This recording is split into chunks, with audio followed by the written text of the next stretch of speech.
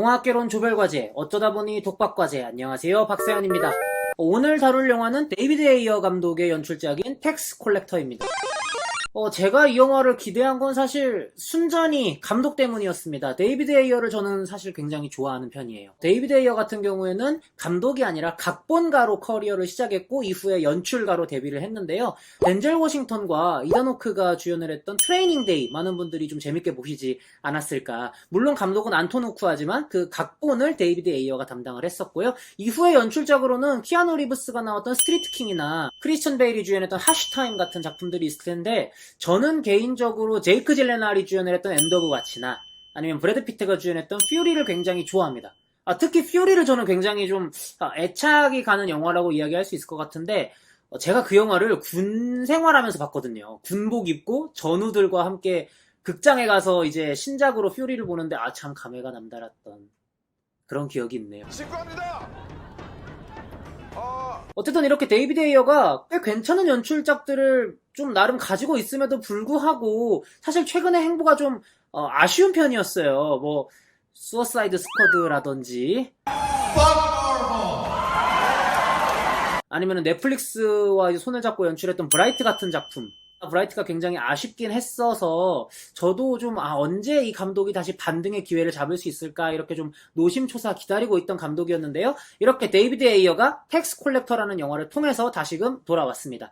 텍스 콜렉터는 기본적으로 LA를 배경으로 하는, LA 뒷골목을 배경으로 하는 어떤 갱스터 영화의 일종이라고 볼 수가 있기 때문에 그동안의 데이비드 에이어가 가졌던 작가주의적 면모를 꼼꼼히 따져보면 좀 텍스 콜렉터가 데이비드 에이어의 어떤 적자처럼 보이기도 하거든요. 왜냐하면 그동안 뭐 하쉬타임이나 뭐 스트리트 킹, 엔드 오브 와치 같은 작품들을 통해서 LA의 뒷골목을 항상 배경으로 하는 영화를 데이비드 에이어는 만들었었고요. 그 와중에 좀 더 뭐랄까요, 데이비드 영화에는 그런 게 있어요. 가랑비에 젖듯이 광기에 조금씩 물들어가는 인물들을 통해서 좀 내면 묘사, 심리 묘사 같은 거를 좀 중점적으로 하는 액션 영화 감독이다, 이렇게 말씀드릴 수 있을 것 같은데, 물론 그래서 수어사이드 스쿼드를 우리가 기대했던 것이겠지만요. Really, really bad. 그런 짓은 하지 말아야 했는데. 어쨌든 텍스 콜렉터도 이렇게 LA 뒷골목을 배경으로 하고 좀 미친 것처럼 보이는 사람들이 많이 나오기 때문에 이 영화는 정말 데이비드 에이어가 잘 만들 수밖에 없는 영화다, 그런 영화로 데이비드 에이어가 돌아왔으니 이 영화는 분명히 좋겠지라는 생각으로 저는 이 영화를 관람했습니다. 주인공은 기본적으로 범죄자입니다. 그래서 주인공 데이빗은 범죄 조직에 속해 있는데요. 재밌는 게 이 데이빗이 속해 있는 범죄 조직이 다른 LA 곳곳의 잔잔바리 범죄 조직들을 모두 관리하고 보호해 줌으로써 그들에게 세금을 받는, 좀 원피스에서 그 세계 정부랑 칠무회 사이의 관계를 생각하시면 좀 더 편하시지 않을까라는 생각이 드는데요. 그래서 이렇게 데이빗과 데이빗의 이제 친구이자 동료라고 할 수 있는 크리퍼, 이렇게 둘이서 LA 곳곳을 돌아다니면서 범죄 조직들에게 세금 아닌 세금을 걷는 것이죠. 저는 처음에 제목이 텍스 콜렉터라길래 주인공이 국세청 직원인가? 라고 진지하게 생각을 했습니다만 역시 그런 건 아니었네요. 에? 그렇게 데이빗과 크리퍼가 LA 곳곳을 돌아다니면서 세금을 거두려던 와중에 이 구역의 왕초 타이틀을 노리고 새롭게 도전을 하는 코네호라는 미친놈을 만나게 되면서 이야기가 전개되는 그런 영화라고 할 수 있을 것 같은데요. 앞서 말씀드렸다시피 데이비드 에이어 감독은 그 공간적 배경이 LA 뒷골목이든 아니면 2차 세계대전의 한복판이든 어디든 간에 광기에 조금씩 물들어가는 주인공들의 모습을 보여주는 데 좀 탁월한 감독이었다라고 이렇게 말씀을 드릴 수 있을 것 같은데요. 저는 그래서 이 영화 중반부에 코네호라는 진성 미친놈이 등장하기 시작하면서부터 이것도 기존의 데이비드 에이어 영화들과 유사한 길을 가겠구나라고 이제 생각을 했었어요. 근데 그런 작가주의적 해석이 좀 반은 맞고 반은 틀렸다, 뭐 이렇게 말씀드릴 수 있을 것 같아요. 일단 코네호라는 인물이 정말 진성 미친놈이었다는 점에서는 반은 맞는 답이라고 할 수 있을 것 같습니다. 코네호가 정말 미친놈이에요. 물론 뭐 마약 사업도 하고 매춘도 하고 사람 죽이는 거는 진짜 눈 깜짝하지 않고 해내는 그런 범죄자가 당연히 미친 거 아니냐라고 하실 수도 있겠지만, 이놈은 정말 미친놈입니다. 정말 문신도 과거 잉카 제국의 어떤 그런 심볼들을 많이 이제 문신으로 삼고 있고요.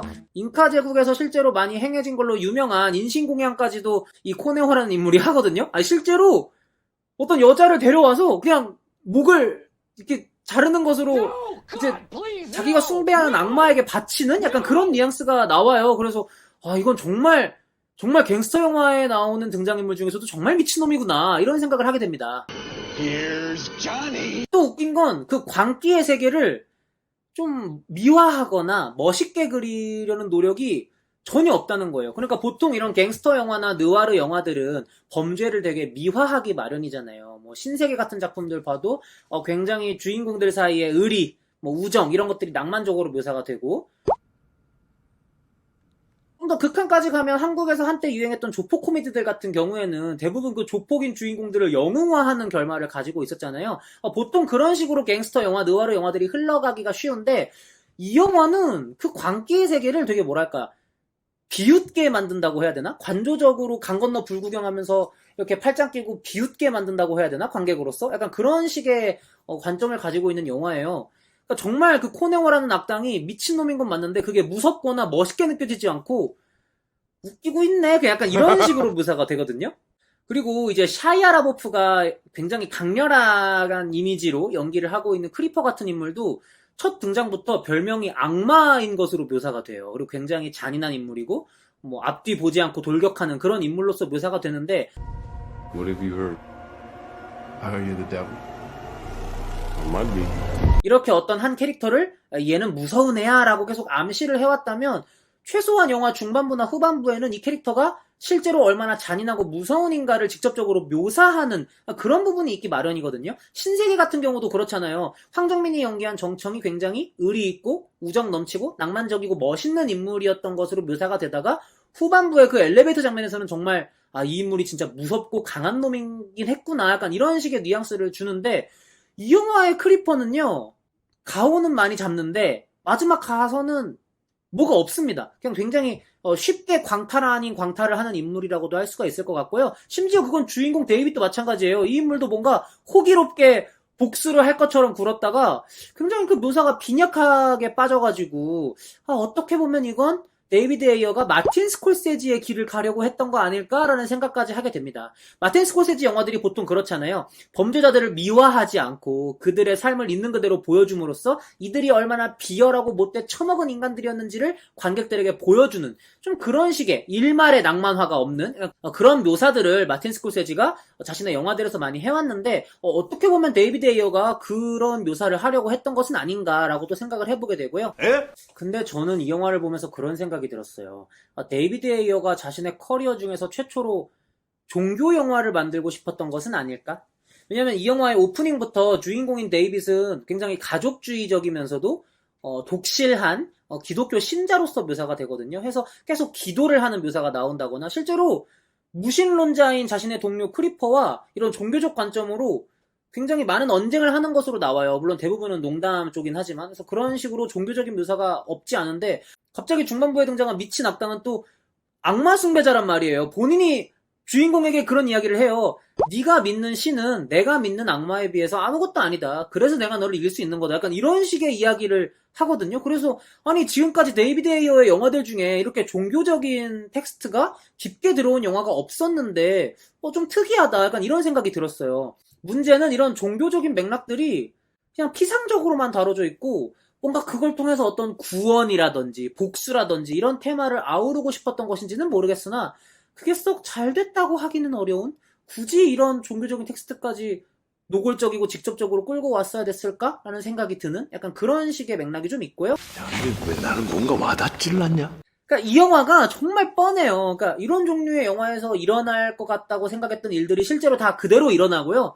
플래시백도 과거 회상도 굉장히 많이 나오는데 저는 이제 플래시백을 많이 사용하는 것 그 자체를 나쁜 연출이라고 할 수는 없을 것 같아요. 요즘 대부분의 영화들, 요즘 만들어지는 대부분의 영화들이 다 플래시백을 너도나도 쓰기 때문에 다만 저는 아직까지 이해가 안 되는 게 왜 아직까지도 몇몇 영화들은 플래시백 과거 회상을 할 때 특유의 그 세피아톤 색보정을 고수하고 있는지 전 이게 굉장히 촌스럽다고 생각을 하거든요. 요즘 보통 이런 묘사를 잘 안 하는데 갑자기 이 영화에서 또 플래시백 과거 회상을 할 때 세피아톤으로 화면이 이렇게 물 들어가는 걸 보면서 저는 좀 이 영화도 굉장히 촌스럽구나 약간 이런 생각을 했어요.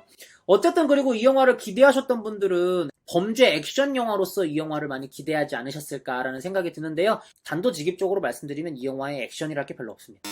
아까도 말씀드렸다시피 마틴 스콜세지 풍으로 범죄자들을 일체 미화하지 않고 그들이 뭔가 멋있는 모습을 보여주려나? 이런 관객들의 기대를 철저히 배반하는 작품이기 때문에 뭔가 제대로 된 싸움이 시작되기도 전에 사건이 좀 더 먼저 터져서 쉽게 풀려버리는 약간 이런 식의 전개를 가진 영화다라고 말씀드릴 수 있을 것 같고요.